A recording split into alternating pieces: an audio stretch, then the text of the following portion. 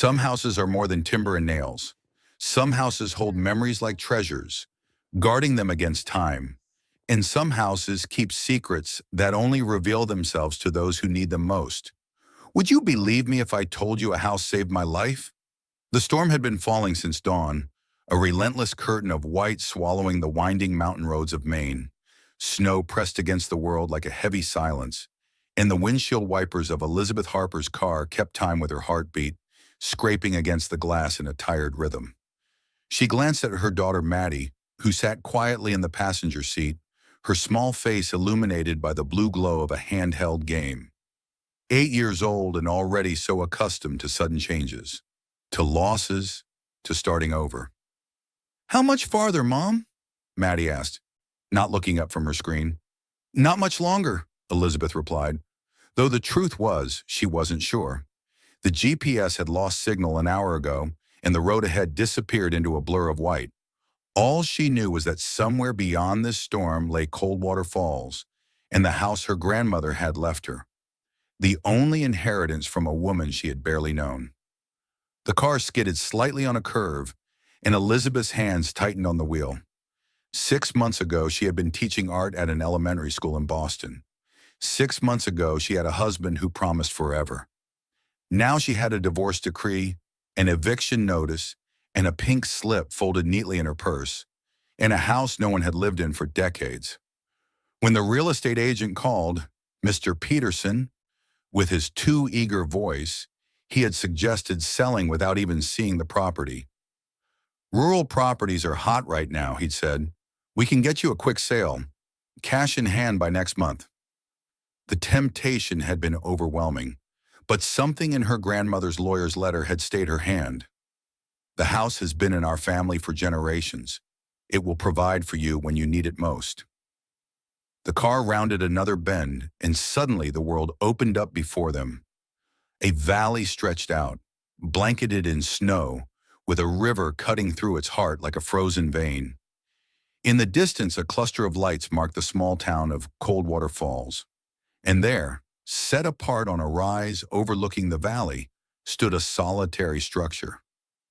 "Is that it?" Maddie asked, pressing her face against the window. Elizabeth squinted through the windshield. "I think so." The house stood 3 stories tall, its weathered clapboards painted a faded blue that was almost gray in the dying light. A wraparound porch sagged slightly at one corner, and the roof bore the weight of decades of snow. Yet there was something dignified about it, something that spoke of endurance. A wooden sign hung from a post at the entrance to the long driveway, "Harper House, 1901. If you're enjoying this story so far, please let me know in the comments where you're listening from.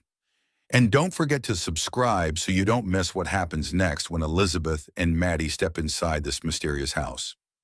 The key was old and heavy, the kind no one makes anymore. Elizabeth turned it in the lock and the door opened with a reluctant groan, as if the house itself were waking from a long sleep. The air inside was still and cold, carrying the scent of dust and old books and something else, a faint sweetness like dried flowers. Elizabeth fumbled for a light switch, and to her surprise, it worked. A single bulb illuminated a spacious entryway with stairs climbing to the second floor and doorways leading to rooms on either side. "It's freezing," Elizabeth said, her breath forming clouds in the air. Maddie moved past her mother, her curiosity pulling her forward. "Look at all this stuff," she said, turning slowly to take in the antique furniture draped with white sheets, the ornate mirror above the fireplace, the bookshelves lining one wall. "Don't touch anything yet," Elizabeth warned. "We don't know how sturdy things are."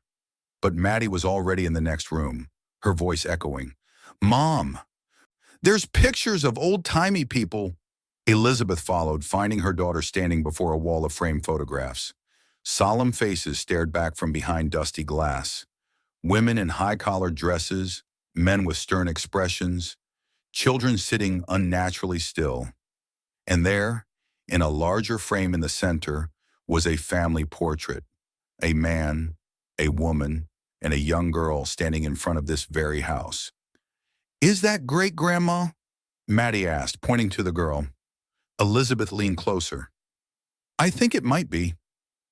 The child in the photograph couldn't have been more than 10, but there was something familiar in the set of her jaw, the steadiness of her gaze. A sudden gust of wind rattled the windows, and the temperature seemed to drop another few degrees. Elizabeth shivered. Let's see if we can get the heat working. The furnace in the basement was ancient, and despite her best efforts, it remained stubbornly silent.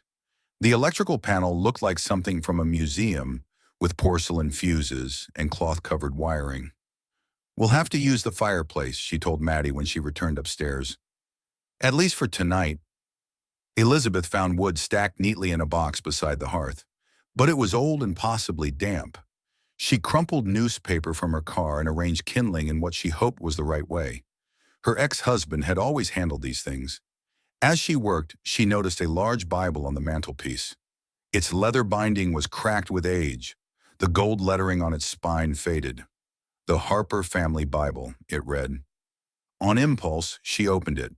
Inside the front cover was a family tree, handwritten names stretching back to the 1800s, and tucked between the pages was an envelope, yellowed with time. Her name was written on it in elegant, flowing script.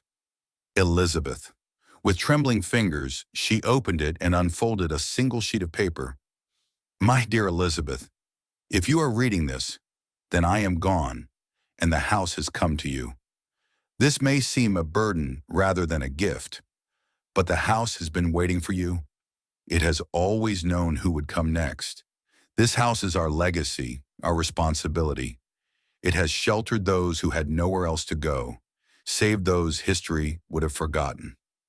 Keep the fire burning, always. The rest it will show you in time. With all my love, Eleanor Harper.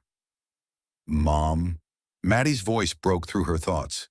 The house is whispering. Elizabeth looked up, startled. What do you mean? I can hear it, Maddie said simply. It says, don't let the fire die. A chill that had nothing to do with the cold ran through Elizabeth. That's just the wind, honey. No, it's not. Maddie's eyes were serious beyond her years. Grandma Eleanor told me I might hear it someday. Elizabeth froze. What? When did you talk to Grandma Eleanor? At her funeral, when everyone was talking after. She came to me in a dream that night and said the Harper women sometimes hear things others can't. She said it skips a generation. That's why you can't hear it. Elizabeth stared at her daughter, speechless. Eleanor had died when Maddie was only 5.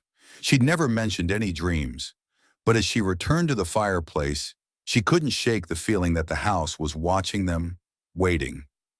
She struck a match, and the fire caught immediately, flames leaping up as if eager to be born. Warmth spread through the room with surprising speed. Maddie settled on the floor before the fire, wrapping herself in a blanket Elizabeth had brought from the car. It feels better now, she said, yawning, like the house is breathing. Elizabeth sat beside her daughter, stroking her hair until her breathing became deep and regular. Then she returned to the kitchen, hoping to find something to heat water for tea. The kitchen was surprisingly large, with a cast-iron stove against one wall and open shelves holding mismatched dishes. A wooden table stood in the center of the room, its surface scarred from years of use. As she filled a kettle with water from the tap, thankful that the plumbing still worked, her foot caught on something, an uneven floorboard that seemed slightly raised compared to those around it. She knelt to examine it and noticed a small metal ring set into the wood. Curiosity overcame caution. She pulled on the ring, and the board lifted easily, revealing a square of darkness beneath. Heart pounding, Elizabeth retrieved her phone and used its flashlight to peer into the opening. A narrow set of wooden steps descended into what appeared to be a small room. She could make out the corner of a bed, a table with some objects on it. "What are you hiding?" she whispered to the house.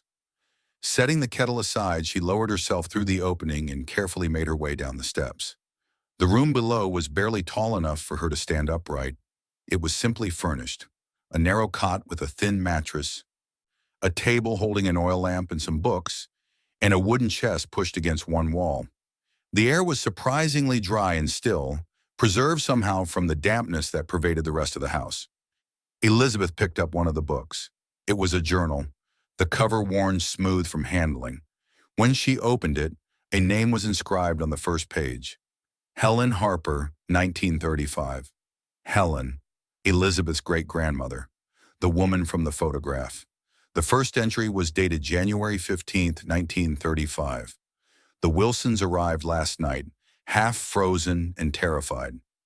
The boy hadn't eaten in 2 days. James says it's dangerous, that we're risking everything, but how could we turn them away? The Blackwoods have eyes everywhere in town now. We must be careful. Elizabeth turned the pages, reading entry after entry. The journal told a story she had never known, of her family sheltering people during the Great Depression, helping those who were persecuted or desperate, Jews fleeing rising tensions in Europe, families displaced by economic disaster, people of color escaping violence in the South. March 3, 1935. The tunnel saved us tonight. Sheriff's men came without warning. By the time they entered the house, our guests were safely away. The river path remains our best hope. Tunnel? Elizabeth searched the room but found no other exit. She turned to the wooden chest and lifted its lid. Inside were more journals, letters tied with faded ribbon, and a rolled piece of parchment. She unrolled it carefully. It was a map, hand-drawn and detailed, showing the house, the surrounding land, and a dotted line leading from beneath the kitchen to the river half a mile away. Emergency escape route, it was labeled in careful script, and at the bottom a warning: beware the Blackwood family. They do not forget, and they do not forgive. Elizabeth felt as though she had stumbled into someone else's story. Who were the Blackwoods? What had happened between their family and hers? The final page of Helen's journal contained just one line, written in a darker ink, pressed hard into the paper. If you are reading this, you are the next keeper. Keep the fire burning. They will find you when they need you. A soft thud from upstairs broke her reverie. Elizabeth climbed quickly back to the kitchen, replacing the floorboard carefully. When she returned to the living room, Maddie was still asleep by the fire. But something had fallen from the mantelpiece. The family Bible lay open on the hearth rug. Elizabeth picked it up, intending to return it to its place. But as she did, she noticed that it had fallen open to a specific page. A verse circled in faded ink. For I was hungry and you gave me food. I was a stranger and you welcomed me. I'd love to know if any of you have ever discovered something unexpected about your family history. Share your stories in the comments below. And if you're enjoying this journey with Elizabeth and Maddie, give this video a thumbs up and subscribe to our channel for more captivating tales. Now let's see what happens when Elizabeth ventures into town. The general store in Coldwater Falls looked as though it hadn't changed in 50 years. A bell jingled as Elizabeth pushed open the door, Maddie close behind her. Inside, narrow aisles were stocked with essentials, canned goods, basic toiletries, hardware supplies. A pot-bellied stove radiated heat from the center of the store, surrounded by a few wooden chairs where old men might gather on winter afternoons. Behind the counter stood a woman in her 60s, her silver hair pulled back in a practical bun. She looked up as they entered, her expression curious but not unwelcoming. "Morning," she said. "You must be the Harper girl." Elizabeth blinked in surprise. Yes, Elizabeth Harper. This is my daughter, Maddie." "Martha Wilson," the woman said, extending a weathered hand. "My family's run this store since before I was born. News travels fast in small places. Heard Eleanor's granddaughter was finally coming to claim the old house." Wilson, the name from the journal. Elizabeth tried to keep her expression neutral. "We just arrived yesterday. The storm was pretty bad." Martha nodded. "Worst winter in a decade, they're saying. You planning to stay long?" "I'm not sure yet," Elizabeth admitted. "I need to assess the house, see what kind of shape it's in." "It's old, but it's got good bones," Martha said. "Eleanor kept it up best she could, even after she moved to the city." Elizabeth gathered supplies as they talked. Bread, milk, eggs, coffee. Her mind was spinning with questions, but she wasn't sure which ones were safe to ask. Maddie had wandered to a display of local honey, but now she returned, tugging at her mother's sleeve. "Mom," she whispered, "that man is staring at us." Elizabeth followed her daughter's gaze to the front window. A tall man in an expensive-looking overcoat stood outside, watching them. When he caught Elizabeth's eye, he smiled and opened the door. The temperature in the room seemed to drop despite the crackling stove. The man who entered carried himself with the easy confidence of someone accustomed to authority. His dark hair was touched with silver at the temples, and his eyes, a piercing blue, assessed everything they fell upon. "Well, well," he said, his voice smooth as polished stone. "The prodigal Harper returns at last." Martha's expression hardened almost imperceptibly. "James Blackwood," she said by way of introduction, "our town's most prosperous citizen." Blackwood. Elizabeth felt her heart quicken. "James Blackwood," the man corrected, extending his hand to Elizabeth. "Blackwood Development, and you must be Eleanor's granddaughter." Elizabeth shook his hand briefly. "Elizabeth Harper." His smile didn't reach his eyes. "I was sorry to hear about Eleanor's passing. She was formidable." "Thank you," Elizabeth said, drawing Maddie closer to her side. "I didn't know her well, unfortunately." "A pity," Blackwood said. "She was quite the local character, always standing in the way of progress, fighting for lost causes." He glanced around the store with barely concealed disdain. "Much like others in this town." Martha's chin lifted. "We prefer to call it preserving what matters, James." He ignored her, focusing on Elizabeth. "I'd be interested in talking to you about that property of yours. It sits on a prime piece of land, waterfront views, access to the river. My company has plans for a resort development that would transform this sleepy little backwater, bring jobs, tourism, prosperity." Elizabeth felt suddenly protective of the house she barely knew. "I'm not ready to make any decisions yet. We just arrived." Of course," Blackwood said, raising his hands in a placating gesture. "Just something to think about. Small towns like this are dying, Miss Harper. No jobs for the young people. No future. My offer could set you up very comfortably. No more financial worries." His gaze flickered meaningfully to her worn coat, her scuffed boots. He reached into his pocket and handed her a business card. "When you're ready to discuss it, call me. I'm a reasonable man, but I should warn you, that house has issues, structural problems, might not pass inspection, would be a shame if it were condemned as unsafe." The threat was thinly veiled. Elizabeth took the card wordlessly. Blackwood tipped an imaginary hat. "Ladies," he said, and left as smoothly as he had entered. A heavy silence fell over the store. Martha began ringing up Elizabeth's purchases, her movements brisk.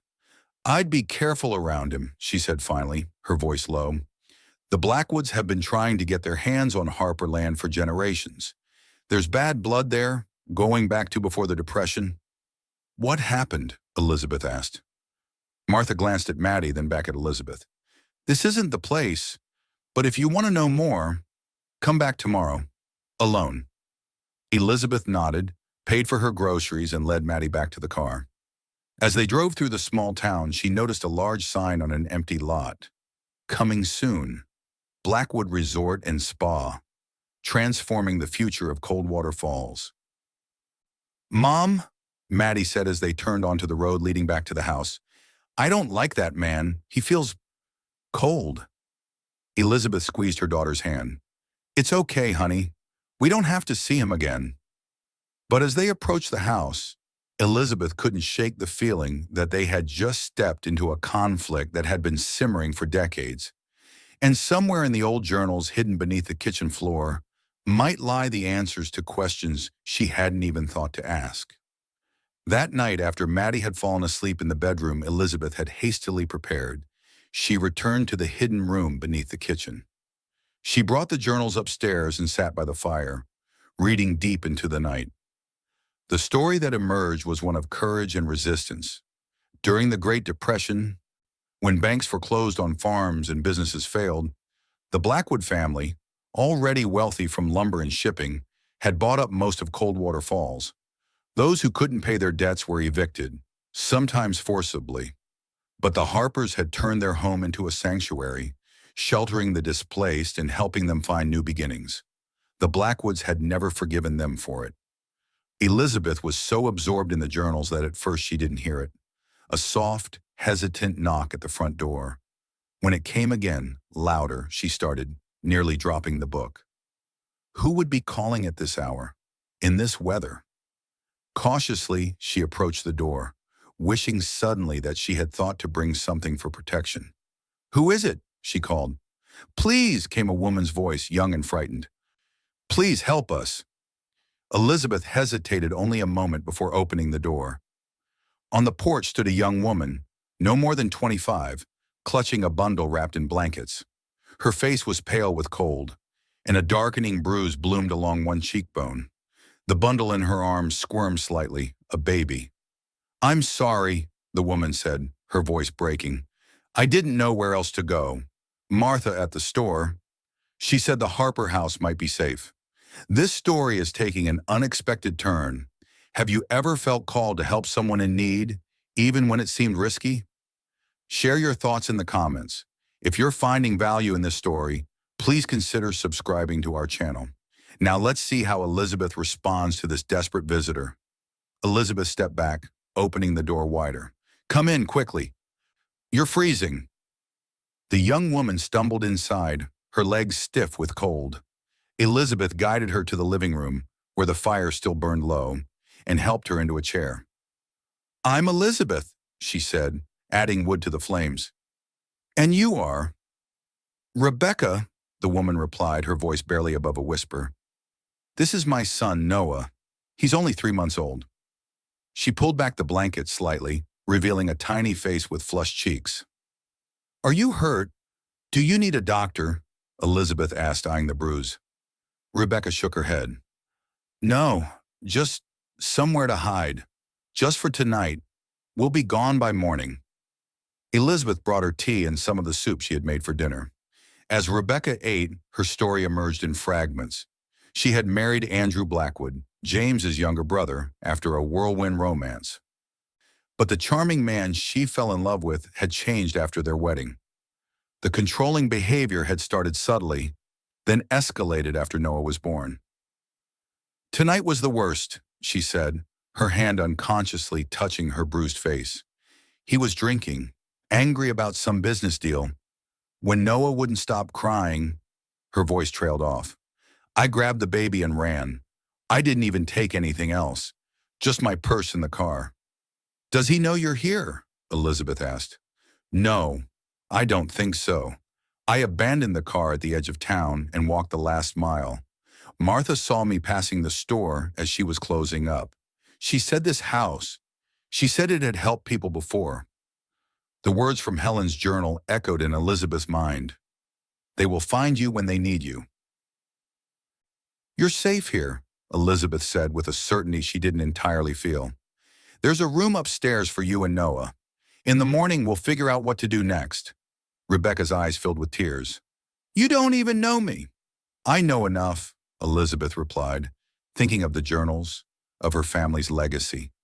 "Get some rest. The house will watch over you tonight." She wasn't sure why she said those words, but they felt true as they left her lips. And when she finally went to bed herself, the house seemed to envelop them all, the usual creaks and groans of old timber, forming a protective chorus around the sleeping family beneath its roof. Elizabeth woke at dawn to the sound of tires on gravel. She rushed to the window and saw a police cruiser pulling up in front of the house, followed by a sleek black SUV. A man emerged from the SUV, tall and fair-haired, with a resemblance to James Blackwood that could only mean this was Andrew. She hurried to wake Rebecca. "They're here. Take Noah and go down to the kitchen. There's a hidden room beneath the floor. Look for the board with the metal ring. Stay there and don't make a sound." Rebecca's face went white, but she nodded, gathering Noah and hurrying downstairs. Elizabeth checked on Maddie, who was still asleep, then went to answer the insistent knocking at the front door. A uniformed sheriff stood on her porch looking uncomfortable. Behind him, Andrew Blackwood paced like a caged animal, his handsome face tight with anger. "Ms. Harper," the sheriff said, "I'm Sheriff Wilson. Sorry to disturb you so early. We're looking for Rebecca Blackwood and her infant son.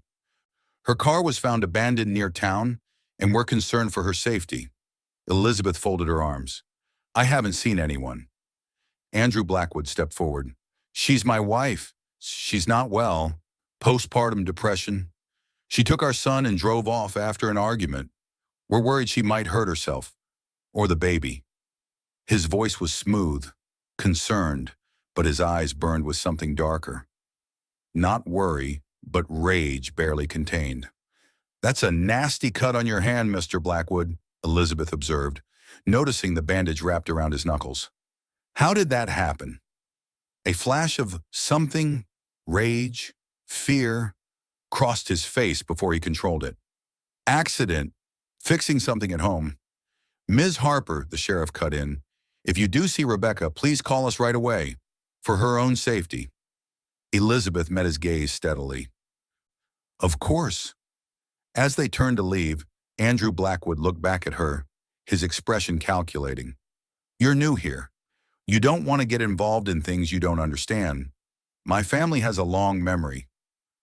"So does this house," Elizabeth replied quietly.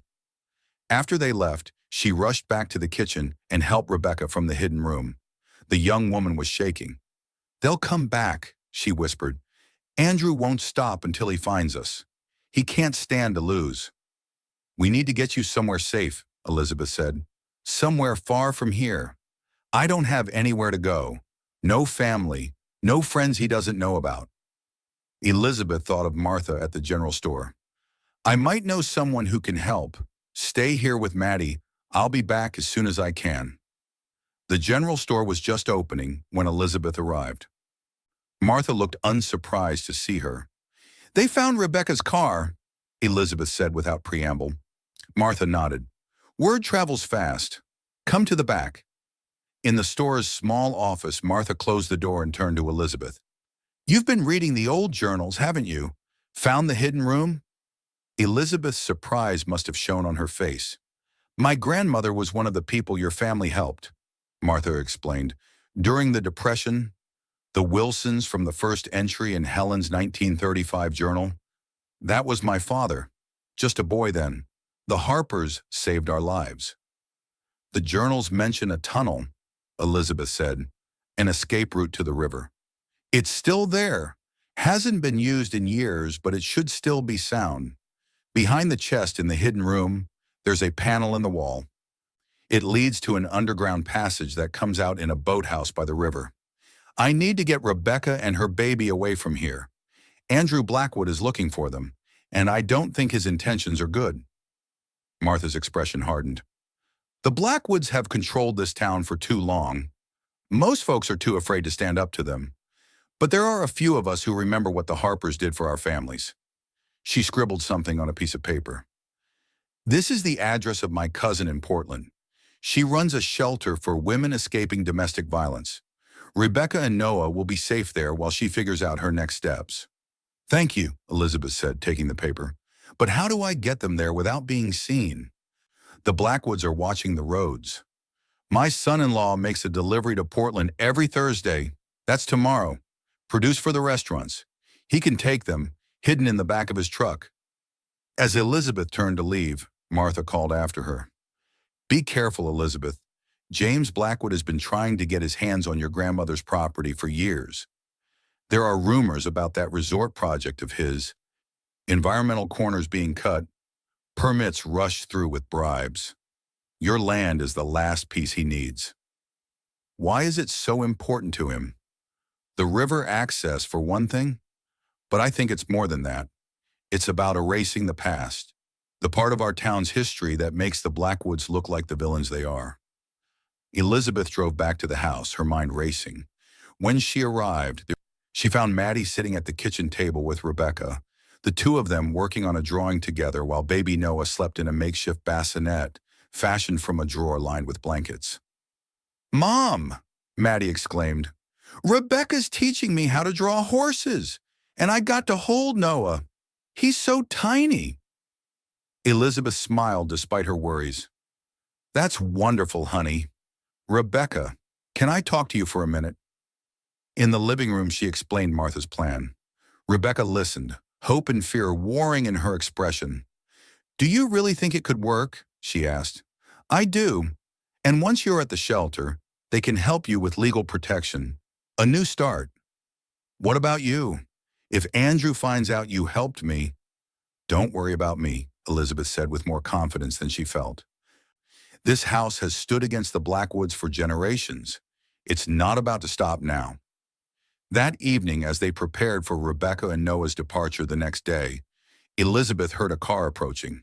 She looked out to see James Blackwood's luxury sedan pulling up. "It's the older brother," she told Rebecca. "Take Noah and go to the hidden room. Maddie, you go upstairs to your bedroom and stay there until I call you, okay?" When she opened the door, James Blackwood stood on her porch holding a bottle of expensive scotch. "Peace offering," he said, his smile not reaching his eyes.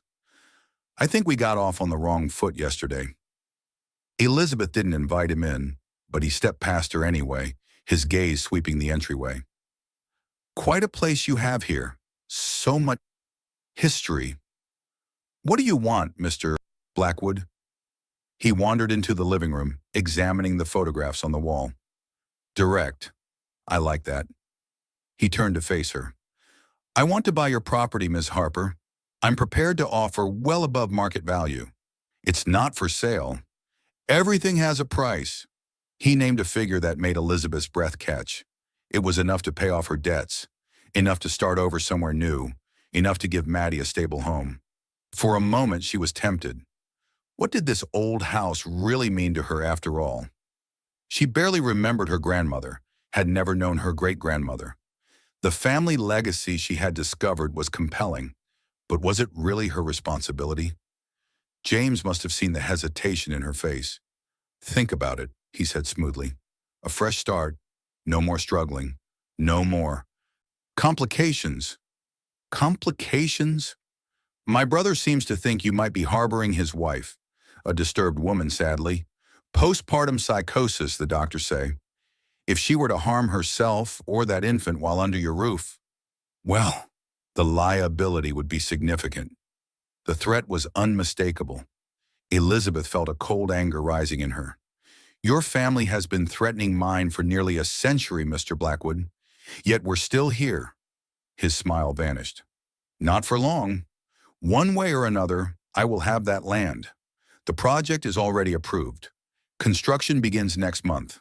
All I need is this property to complete the river access." "Perhaps you should have secured it before seeking approval," Elizabeth suggested. James Blackwood's face hardened. "You have until the end of the week to accept my offer. After that, things might become difficult for you here." He set down his untouched scotch and walked to the door.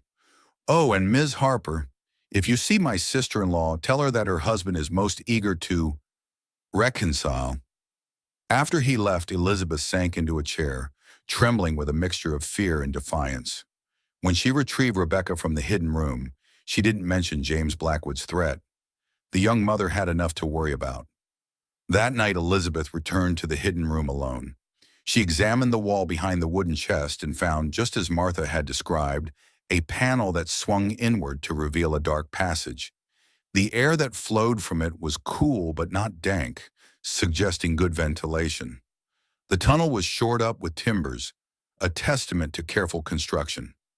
As she was about to close the panel, her flashlight caught something carved into one of the wooden supports. Leaning closer, she saw it was a list of names and dates, stretching back to the 1850s, people who had passed through this tunnel to safety.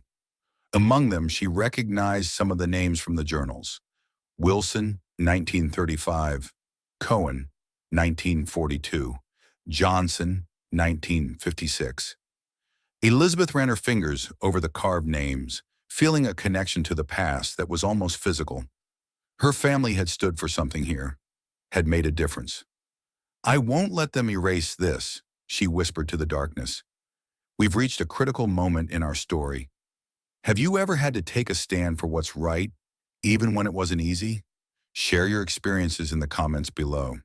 And if you're finding value in this tale of courage and family legacy, please consider subscribing to our channel for more stories that touch the heart.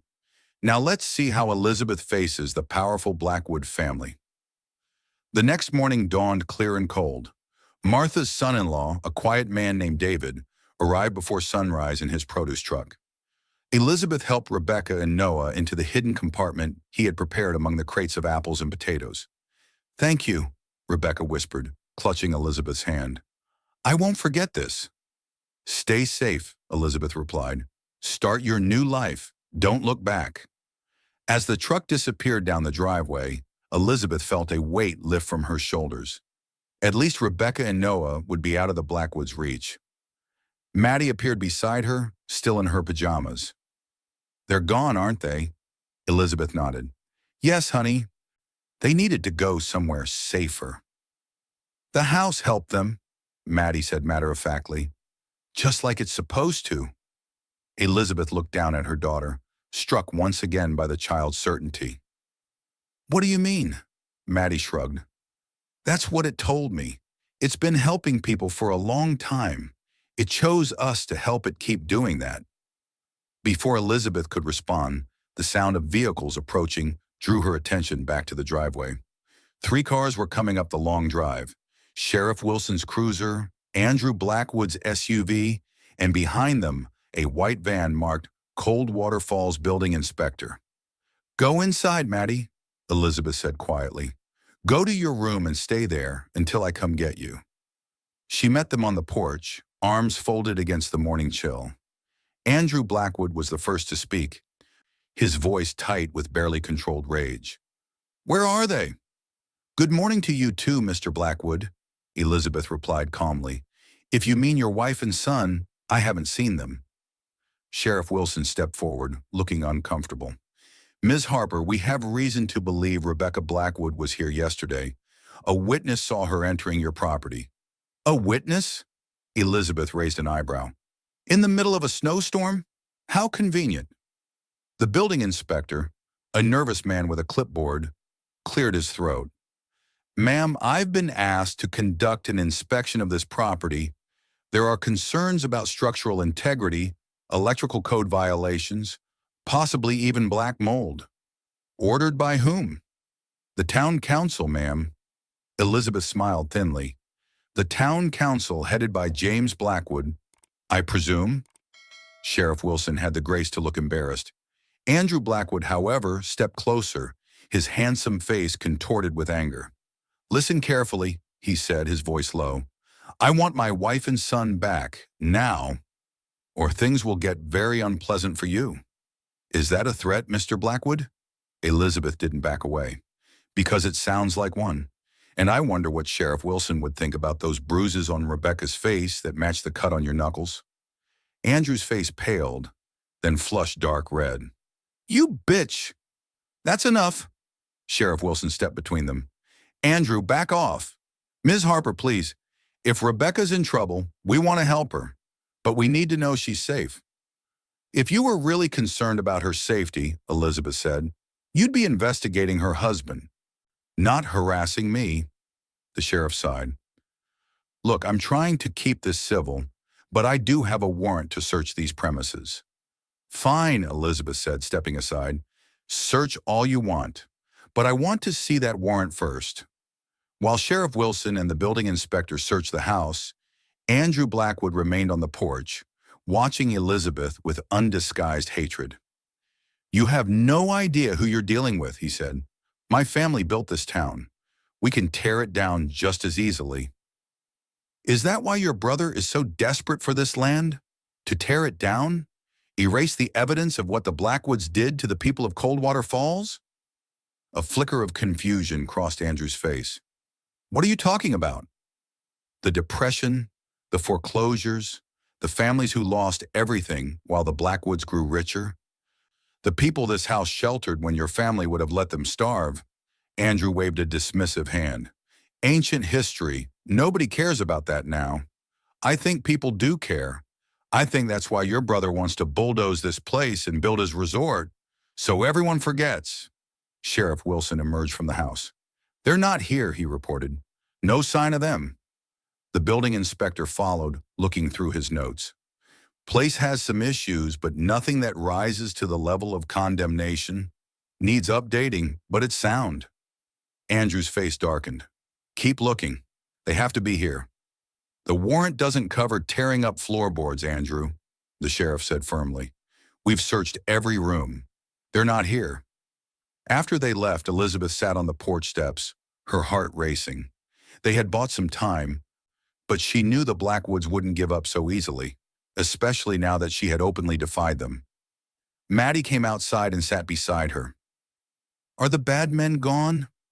For now, Elizabeth said, putting an arm around her daughter's shoulders. But they might come back. We're not leaving, are we? Maddie looked up at her, eyes worried. The house needs us. Elizabeth looked at her daughter, then at the old house standing solidly behind them. It had endured for over a century, weathered storms both natural and human. It had sheltered the vulnerable, protected the persecuted, and now somehow it had called to them. No, she said finally. We're not leaving. That afternoon, Martha came to visit, bringing a basket of food and news from town. Rebecca and Noah made it safely to the shelter, she said as they sat in the kitchen. But I've got bad news too. James Blackwood is furious. He's called a town council meeting for tonight, and she hesitated. What is it? Elizabeth asked, sensing there was more. They've cut your power and water, Martha said grimly. I saw the utility trucks heading out this morning. James Blackwood has connections at the county office. They're claiming there's maintenance issues, but… Elizabeth glanced at the sink. The tap had worked earlier, but now when she tried it, nothing came out. He's trying to force us out, she said, anger rising in her. Martha nodded. He's always gotten his way. No one stands against the Blackwoods for long. Well, I'm not leaving, Elizabeth said firmly. We've got the fireplace for heat, and there's a well on the property. We'll manage. You'll need more than determination to face down James Blackwood, Martha warned. He's called a town council meeting for tonight. Word is he's going to push for some kind of eminent domain claim on your property. Says it's for the greater good of the town's economic development. Can he do that? He's got most of the council in his pocket. But, Martha hesitated. There are people in town who remember what this house meant during hard times. People whose families were helped by the Harpers. They might stand with you, if you asked. Elizabeth thought of the names carved in the tunnel support. Generations of people who had found shelter here. What time is the meeting? 7 o'clock. Town Hall. After Martha left, Elizabeth spent the afternoon going through the remaining journals and documents from the hidden room.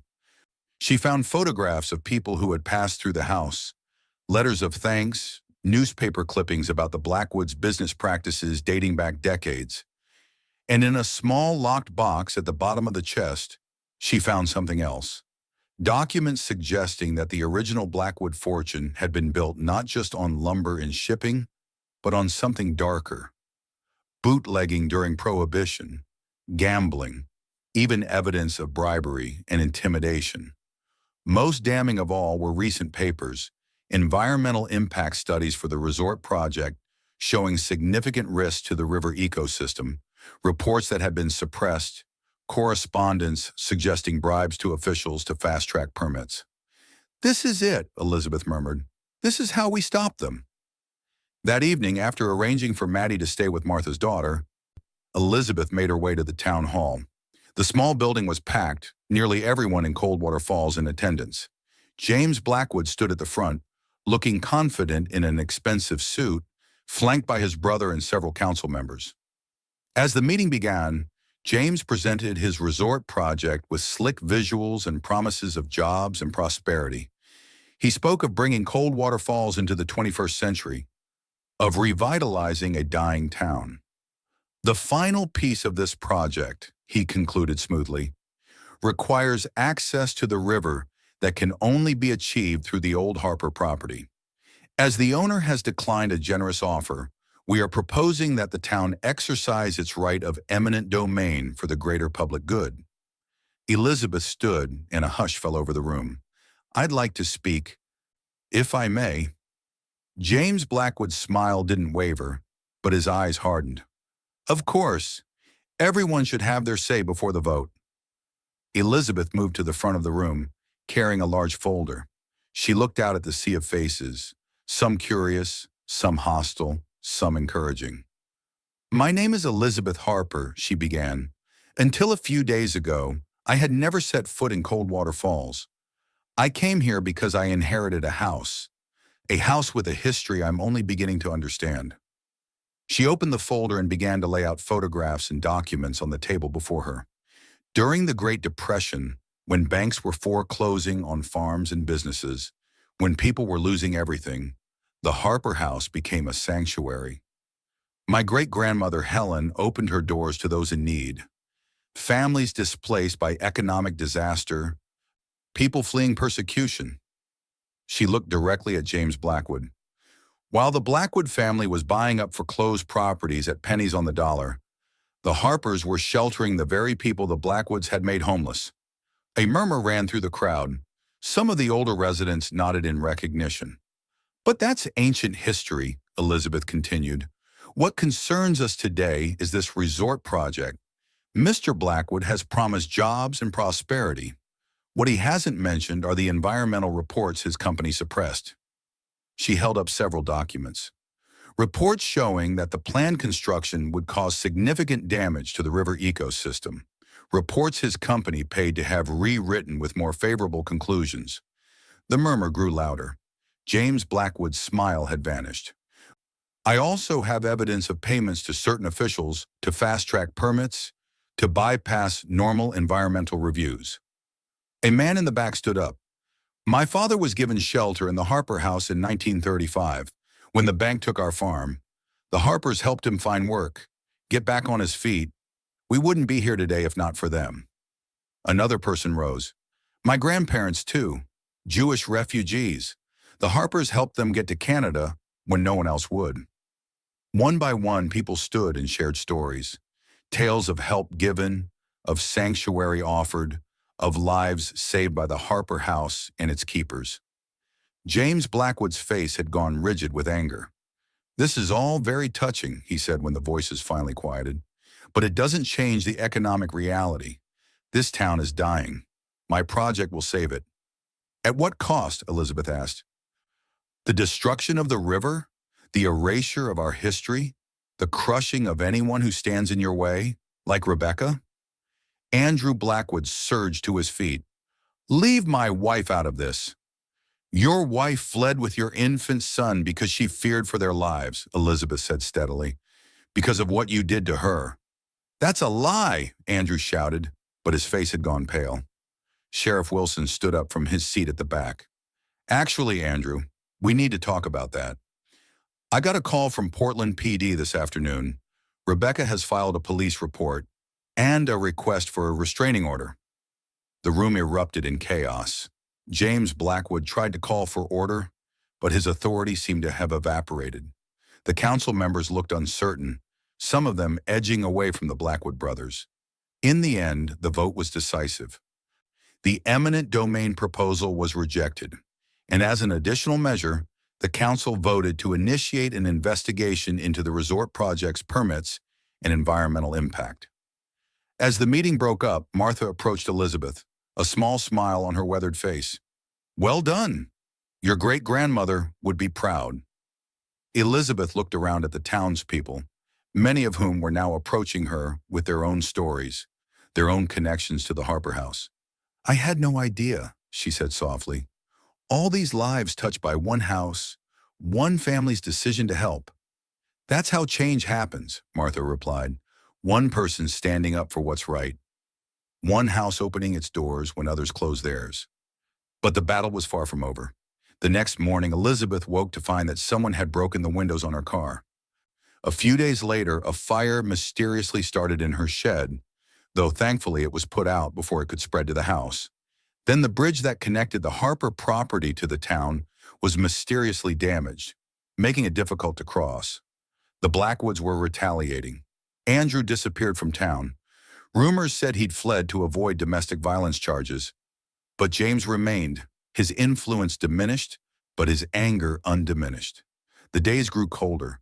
Without electricity, the house was frigid except for the rooms Elizabeth could heat with the fireplace and a wood stove she'd found in the basement. She and Maddie slept in the living room, huddled close to the fire. They melted snow for water and used candles for light. Yet despite the hardships, Elizabeth found herself growing more determined. She began to understand her grandmother's attachment to this place, not just a house, but a legacy, a promise kept through generations. Gradually, the townspeople began to rally around them. Martha organized a group to repair the bridge. A local electrician helped Elizabeth set up a small generator. Others brought food, blankets, fuel for the generator. "It's like the Depression all over again," one elderly man told her. "The Harpers helping people, and the people helping the Harpers right back." One evening, as Elizabeth sat by the fire writing in her own journal, continuing the tradition her great-grandmother had begun, she heard the familiar creak of the floorboard that covered the hidden room. Maddie had gone to bed hours ago, and Elizabeth was alone in the kitchen. Alarmed, she grabbed a poker from beside the fireplace and approached cautiously. The board was lifted, and a head emerged. James Blackwood, his face streaked with dirt, his expensive suit torn and muddy. "Don't scream," he said, his voice ragged. "Please, I need your help." Elizabeth kept the poker raised. "Give me one good reason why I shouldn't call the sheriff right now." "Because I know what Andrew did," he said. "Not just to Rebecca, to others. And his voice broke. "I covered for him, for years, and now they're after me too." "Who's after you?" "Federal investigators, the bribes, the environmental reports. It's all coming out. I thought I could make it go away, but..." He climbed fully into the kitchen, and Elizabeth saw that his hands were shaking. "I've lost everything. The company, my reputation. I just need somewhere to hide until I can figure out what to do." Elizabeth stared at him in disbelief. "You cut off our power and water. You tried to force us out. You threatened me and my daughter. And now you want our help?" "I know," he said, his arrogance gone. "I know what I did. What my family did. To yours, to this town. I was just continuing the tradition." He gave a bitter laugh. "The Blackwoods against the Harpers, generation after generation." Elizabeth could hardly believe what she was seeing. James Blackwood, broken and desperate, seeking shelter in the very house he'd tried to destroy. She thought of her great-grandmother's journal, of the legacy of this place. "The hidden room," she said finally. "You can stay there tonight, just tonight. Tomorrow you need to turn yourself in. They'll send me to prison. Maybe. But running will only make it worse." She pointed toward the opening. "One night, that's all." He nodded and climbed back down into the darkness. In the morning, when Elizabeth checked, James Blackwood was gone. The tunnel entrance was open. He had found his own way out. But on the table in the hidden room lay a thick envelope. Inside was the deed to the Harper house, signed over to Elizabeth free and clear, and a letter formally withdrawing all Blackwood development claims to the property. A week later, she heard that James had turned himself in to federal authorities. The charges were serious: fraud, bribery, environmental violations. The Blackwood empire was crumbling. The first snow of the following winter found Elizabeth standing on the porch of Harper House, watching Maddie build a snowman in the yard. The past year had brought many changes to Coldwater Falls. The Blackwood Resort project had been permanently shelved. Andrew was serving time for domestic violence and financial crimes. James had made a plea deal, turning state's evidence against larger development interests, and was serving a reduced sentence. Rebecca and Noah had started a new life in Portland. She sent pictures occasionally, Noah taking his first steps, Rebecca smiling in her new apartment, her face no longer shadowed by fear. But the biggest changes had happened at Harper House itself. With the help of people from town, many of them descendants of those the Harpers had once sheltered, Elizabeth had begun the long process of restoration. It took almost a year of weekends and evenings, but slowly the house returned to life. The sagging porch was sturdy again, the roof repaired, the wiring and plumbing updated. The work was therapeutic for Elizabeth, a way of connecting with her heritage while building something new. She'd found a job teaching art at the local school, and Maddie had thrived, making friends and developing her own special connection to the house and its history. And in the spring, Elizabeth had opened its doors once more, this time as a shelter for women and children escaping domestic violence, a safe way station on their journey to new beginnings. The hidden room and tunnel remained, ready if ever needed again. Not everyone in town approved. There were still those loyal to the Blackwoods who viewed Elizabeth with suspicion. The work was hard, the resources limited. But for the first time in years, Elizabeth felt she was exactly where she was meant to be, doing exactly what she was meant to do. As twilight gathered, Elizabeth called Maddie in for dinner. They sat at the old kitchen table, now polished and gleaming, and Elizabeth listened to her daughter's chatter about school and friends and the stray cat that had taken up residence in the barn. Later, after Maddie had gone to bed, Elizabeth sat by the fire in the living room, a journal open on her lap, her own this time, not her great-grandmother's. She wrote about the day, about the new family that had arrived yesterday, about the quiet strength she had witnessed in a mother determined to protect her children. The house creaked and settled around her, the familiar sounds now comforting rather than eerie. The fire burned bright in the hearth, casting golden light over the room. Outside, snow fell softly, blanketing the world in silence. Elizabeth closed her journal and looked into the flames. "We're keeping it burning," she whispered. "The fire, the legacy, the hope." And somewhere in the depths of the old house, it seemed that ancient timbers sighed in contentment, as if the house itself had heard her promise and was at peace. Some houses are more than timber and nails. Some houses hold memories like treasures, guarding them against time. And some houses, like some hearts, remember what truly matters. That in our darkest hours, a single light can guide us home. If this story touched your heart, please share it with someone who might need to be reminded that one person's courage can change many lives. And remember, in a world that sometimes seems cold, we can all be keepers of the flame, offering warmth, hope, and shelter to those who need it most. Thank you for listening. And until next time, may you find your own light to guide you home.